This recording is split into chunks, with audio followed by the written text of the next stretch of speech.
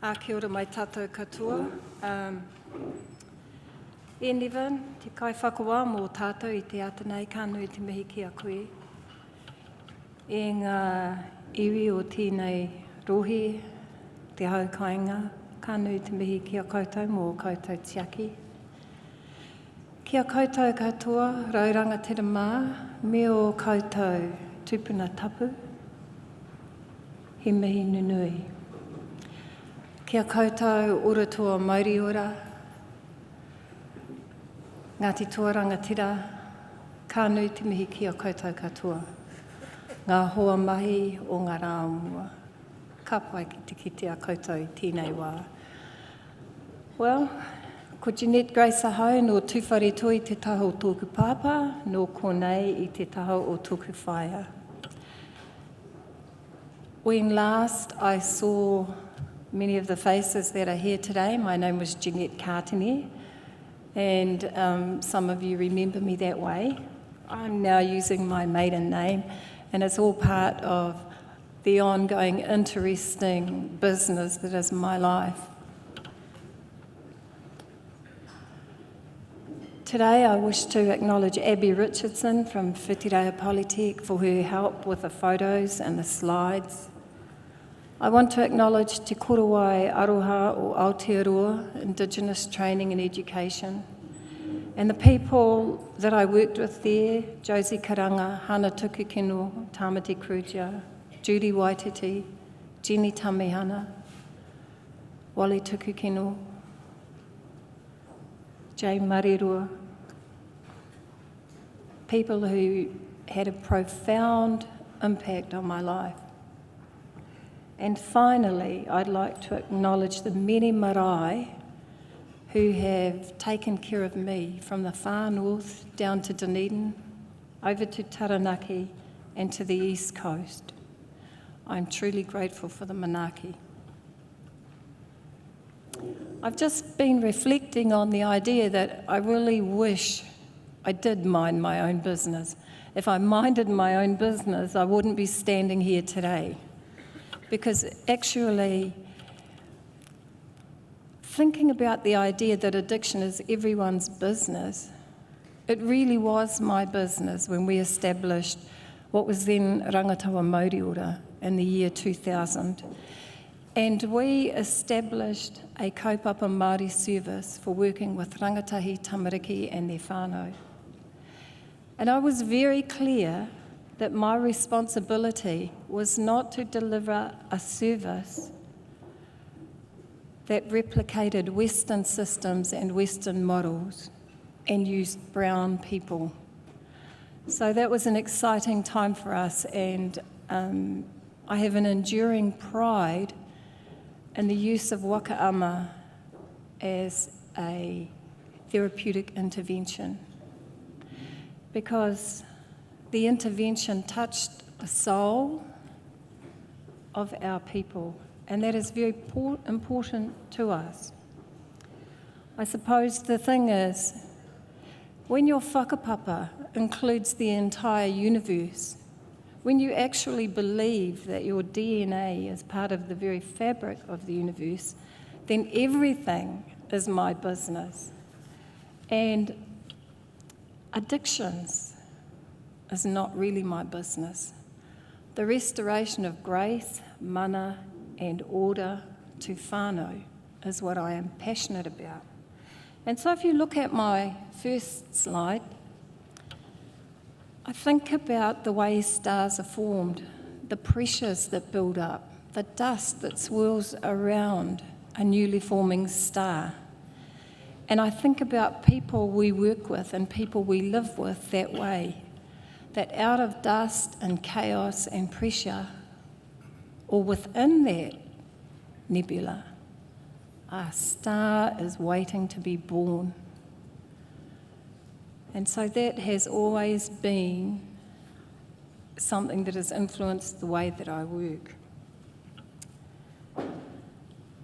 I grew up immersed in the love of my father's people. And I want to just use this slide as a symbol of that. So if you look at the marae is actually Takapuahia, the first one, which is my mother's marae. But I grew up next door to Hirangi marae in Turangi. And I grew up immersed in the life of the marae. I was nurtured, loved, petted.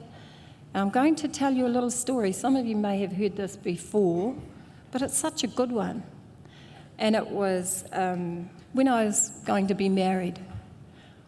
You know, people talk about the tanga in Māori. They say, oh, we know all the tangas, manaaki tanga, whanaunga tanga, kaitiaki tanga. But there are two kinds of tanga that we never hear about, and they're auntie tanga and cousin tanga. And they're really, really critical to developing resilience in your life. So I grew up surrounded by aunties who loved me, who were keenly interested in what I was up to. And I served my marae apprenticeship with them. I looked after babies, I played bull rush on the front lawn, I set tables, I put out salt and pepper shakers, I graduated to making salads. I went from salads to main course meals. And finally, I hit the apex in the kitchen. I made the stem puddings. So I served my apprenticeship there at Hirangi. And when I was going to be married, it was the whole community's business, honestly. When you grow up attached to your marae, with all of your cousins, aunties and uncles around you, then your life is their business. And so the occasion of my wedding was something that they were all going to do something for. One of them was going to bake the cake, one of them was going to do the decorating. They all had a job. But this one little auntie of mine took me into the back pantry. She actually grabbed me and she said, "Come here, dear." So I went into the back pantry with her and she said, "Are you sure you want to do this?" I said, "Do what?" She says, "Get married. Marry him." And I said, "Yes, Auntie, I do." And she said, "Oh, are you sure?" I said, "Yes." She said, "Look here, we were saving you for John Rolls." Isn't that hilarious? Yeah, I thought so. I was standing in that pantry thinking, John Rolls is going to come to Turangi and want to marry me. Unbelievable. But I tell you that story because the first part of understanding what helped me to have a good life is knowing that I was immersed in a world where people absolutely believed in me. And in the breadth of their experience, there was nothing bigger than somebody being married to John Rolls. And they thought that could happen for me, you know? I really, really was fortunate. And so that world was the world of the marae. When I got married, I did a very Māori thing. I married a relation on my mother's side and ended up living in the street at the top of a hill with the marae at the bottom. And I hopped out of one indulged world into another. And so at my mother's marae, there was no mum, no dad, no actual aunties and uncles, and a whole group of people that I hadn't really had a lot to do with. But the transition was seamless because the place was the same, the ways of being were the same, the tikanga was the same, the love and care was the same. And I'll share some examples with you about what it was like to live in that community as a young, poor woman who had dropped out of university.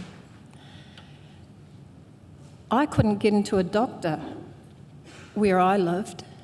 I had to cross the harbour. You know, and coming from Turangi, one thing really terrified me, and that was catching the bus. I was petrified of catching the bus. Who knew where I would end up? And what I discovered in the pā was if you walked down the road and sat on the pā corner, somebody would drive past and pick you up. people would stop and say, "Where are you going?" And you could get a ride to the doctors. When I was pregnant and I really felt like poo-ha, but couldn't stomach the thought of cooking it, I rang one of the old aunties up the road and I said to her, "Auntie, what are you having for tea tonight?" And she said, "Chops." I said, "Oh, why's that, mate?" "Well, I felt like poo-ha." "Oh, I've got a bit of leftover poo-ha in a little pot in my fridge, I'll walk it down." And she walked it down. When I went to hospital to deliver my babies, I would ring Alma down the road and say, "I have to go to hospital to have my baby," and she'd say, "I'll be up." She got out of her bed and walked up the road in her flannel nightgown, hopped into bed, and when my children woke up said, "Your mother's gone to have the baby." And life just went on. So I'm very used to living in a world where we took care of each other, we looked after each other in as much as we could. One day, I was at work at the marae with my 4-month-old baby, and taking baby to work was no problem. And I went out into the kitchen to have a drink, and I heard this incredible noise. And so I looked out the window, and there were 5 or 6 push bikes coming over the top of the hill, and it's a steep hill, and on one of them were 3 boys, one sitting on the handlebars, one pedalling, and one on the back. And before I even had time to imagine what was going to happen, it happened. The little boy on the handlebars hit the road, the bike flew into the air. I gave my baby to somebody, I have no idea who it was, and rushed downstairs. When I got out onto the road, one of my cousins was carrying the boy down the hill, blood coming off his face. I said, "Where are the others?" He said, "They're okay, they've gone to their grandparents." I said, "Where are you taking him?" "Well, I'm taking him down to the health centre." I said, "No, he needs a doctor." And he looked at me and he said, "I haven't got a car." And I said, "Well, neither have I." And right then, another cousin came round the corner on her car. So I flagged her down. I said, "We need you to take this little fella to the doctor."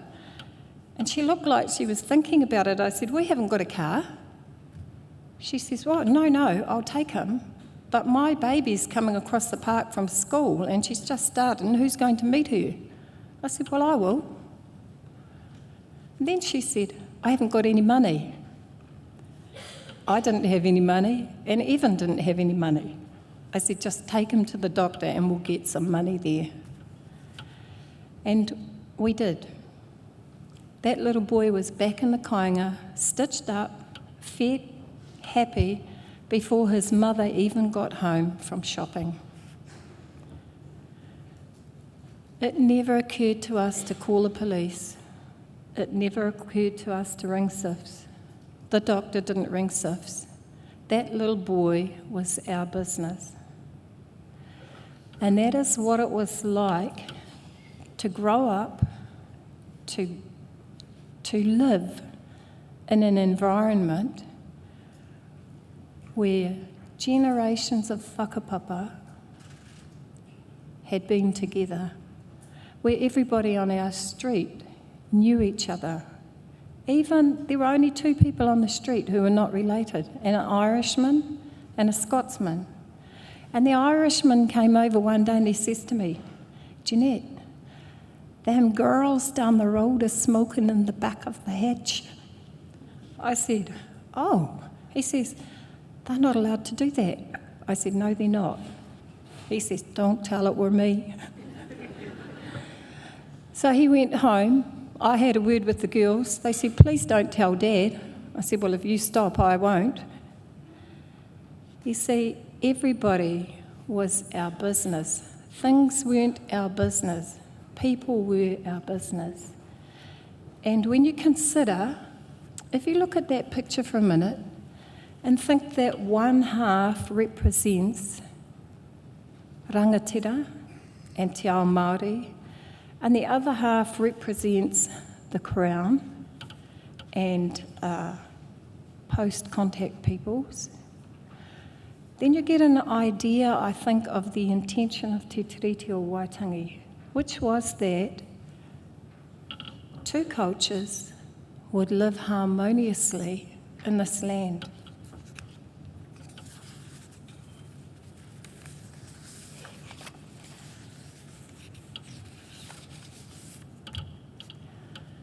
So, we like to think that is the case. And you know, I definitely want to believe that is the case. I want my grandchildren to grow up in a country that is peaceful, that is good for them and to them. I want that for all of your children and all of your grandchildren. I love people. I don't care what colour they are. I don't care what religion they are. I love people. And so the things that I'm going to say shortly may not seem that way, but I do. So this slide is, I think, a more accurate reflection of the space that Māori are afforded in this nation today. This is the illusion, and when I think about the Māori conceptual framework for addressing domestic violence, it uses in the framework the idea that we must dispel the illusion that violence is normal. And so I just use part of the framework and I think about the illusions that we want to dispel. And so I think it's important for us to dispel the illusion that we are working in partnership, imagining that this is partnership, when in fact the reality is we are afforded a touch of brown in the white space. Anne Milne wrote a really good doctoral thesis called Colouring in the White Spaces. And she talked about authentic partnerships. She described the 25-year journey it took to authentically make space in the schools she was involved with for Māori and Pacific children. So here we are, a touch of brown in the white space. Or perhaps window dressing, as described in the Moriori conceptual framework. This is not to denigrate the amazing work that people in this room have done. The work of people like Takarangi Metikingi, Moimu, Parairi Huata. The work that people like leaders in the addictions field, Todd, Doug, Claire, have done to enable this field to have more than a touch of brown.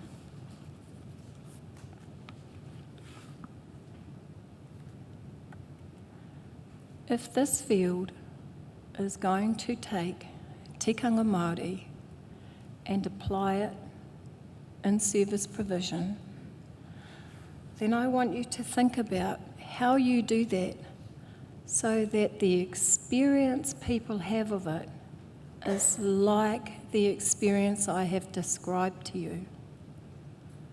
That it's not superficial, that it's not subordinate to Western methodologies,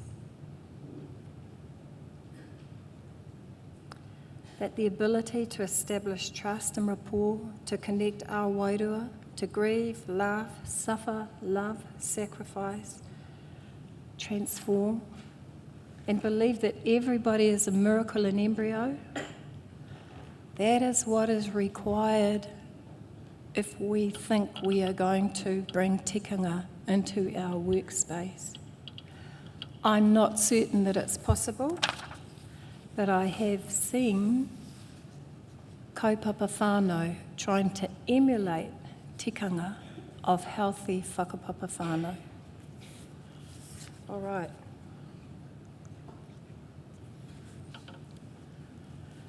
So, of course, I start thinking about addiction as everybody's business and business generally. And I had to go looking into other areas, and one of those areas was the rate of incarceration of Māori. So have a look at that graph, and you can see that in does that say 1860 or 1880? 1860. So in 1860 we made up maybe up to 3% of the incarcerated population, and there was a big leap in the 1880s. Does anybody know why?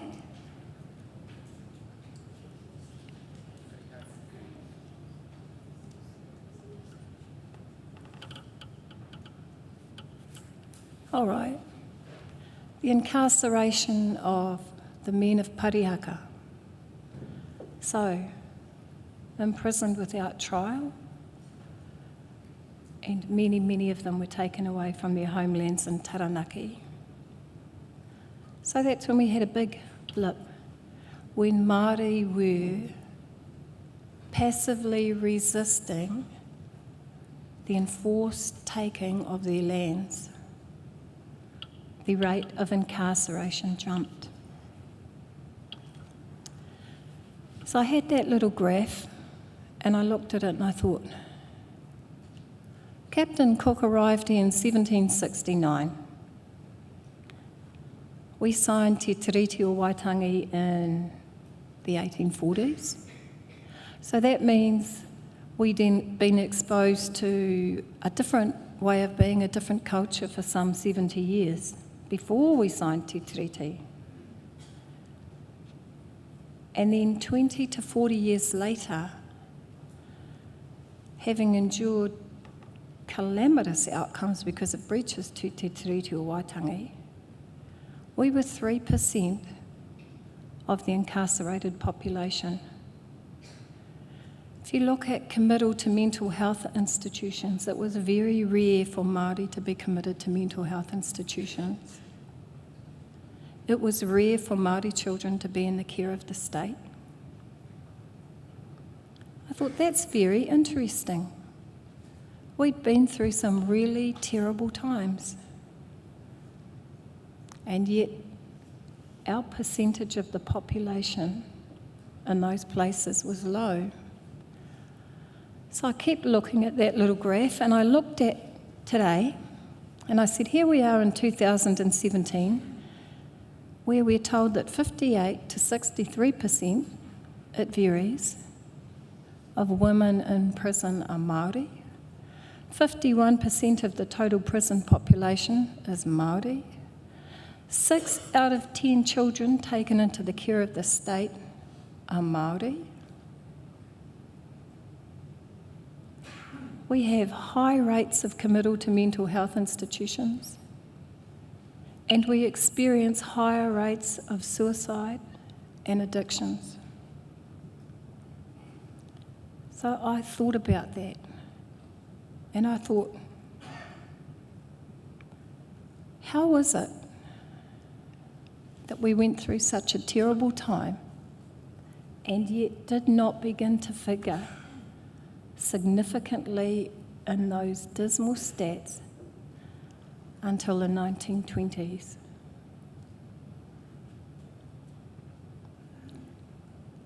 And then what was going on that has seen this massive incline?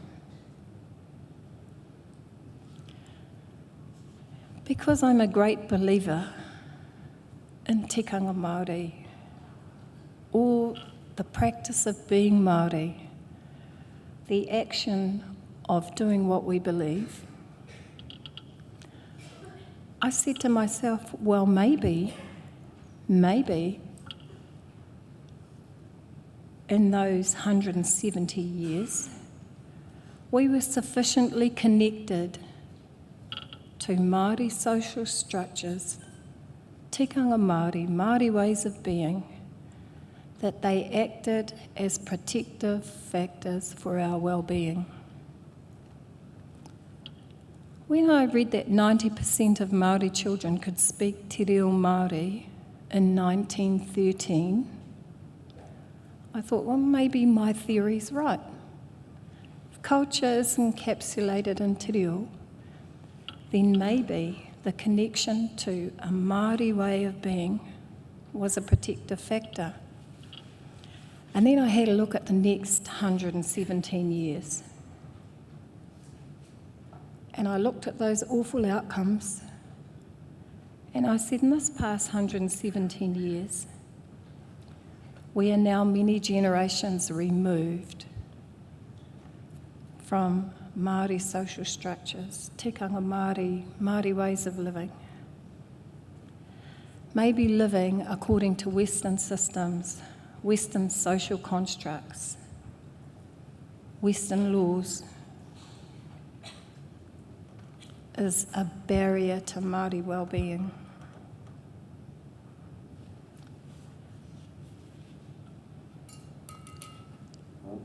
If you think about that,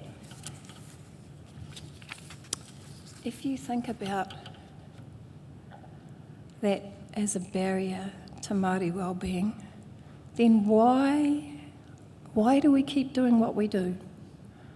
Why do we continue to try and use a system that has so spectacularly failed us for 120 years? So I had a little look at the financial reports for the Department of Corrections and Ministry of Social Development. And I find that Corrections has $1.3 billion to do its job. They spend 80% of that money on personnel and asset management. 8,000 people are employed in that business. SIFS has got a budget of $1.2 billion. And with that money, they're expected to look after up to 230,000 children. Remember, 6 out of 10 children in the care of the state are Māori.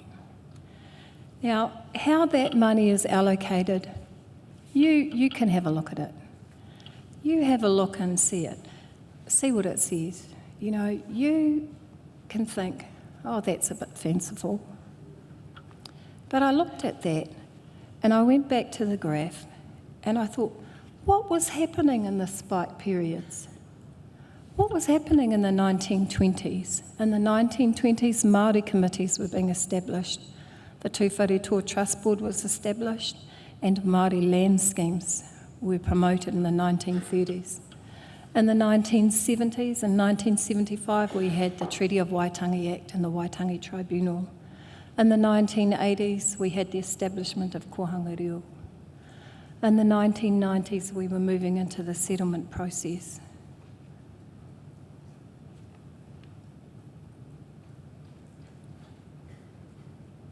Think about it. I did. I wondered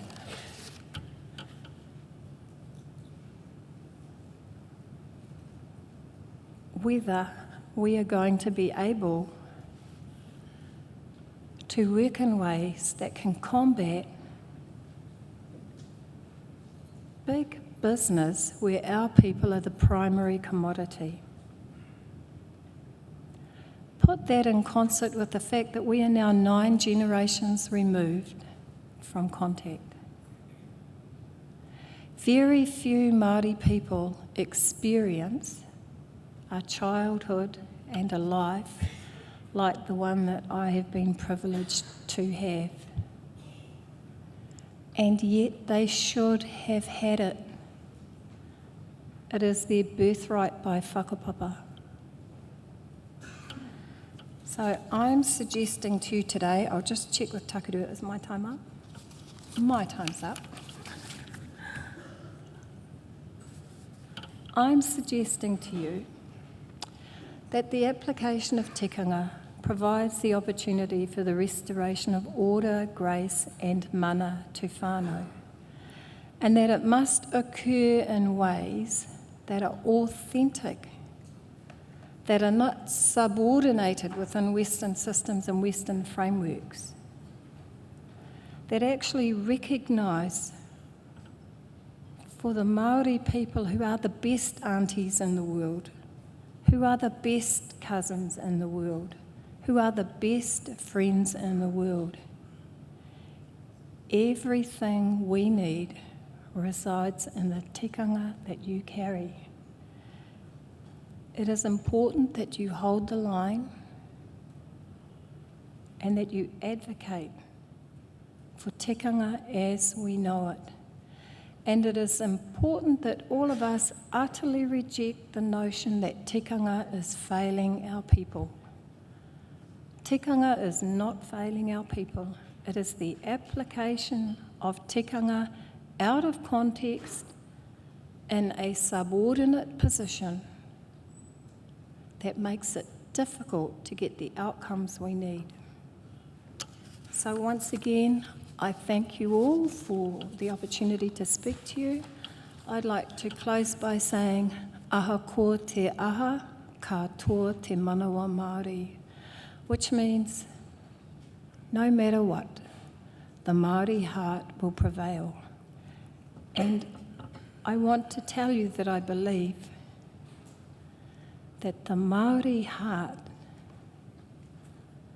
exists inside the bodies of people who think Māori, feel Māori, behave Māori, honour whakapapa, take care of the generations to come and love people. Kia ora mai tātou katoa.